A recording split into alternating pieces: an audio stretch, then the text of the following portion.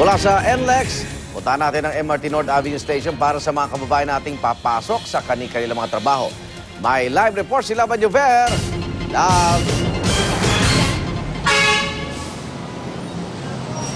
Igan, eto na nga mga 10 to 15 minutes ago, nag-umpisa na nga itong mahabang pila sa magkabilang itong sidewalk nitong malapit sa North Avenue Station ng MRT. No? Makikita natin ngayon, pinapaandar na itong pila natin. Actually, mas maganda ngayon, Igan, pag ganito medyo maaga-aga ng konti, mas mabilis yung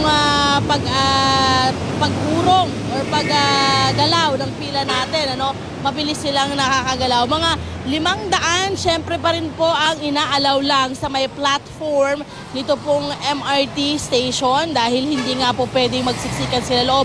Yun ang kinakatakot nila, baka may magkatulakan. Kaya po ipinapatupad ang tinatawag nilang crowd control.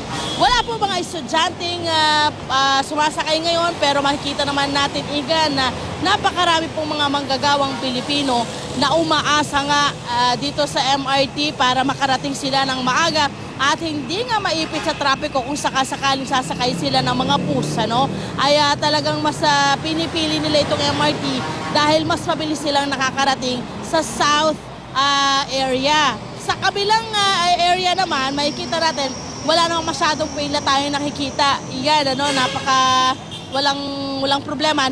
Dito pa lang tayo nagkakaroon ng pila. Yung itaas na bahagi po nitong istasyon, kadalasan po pag sobrang maraming tao na, nagkakaroon na rin ng pila. Pero ngayon, surprisingly, wala pa rin pong pila, mga kapuso. Okay, paalalas pa rin sa ating mga motorista, lalo na sa mga pwedeng gumamit ng kanilang mga kotse.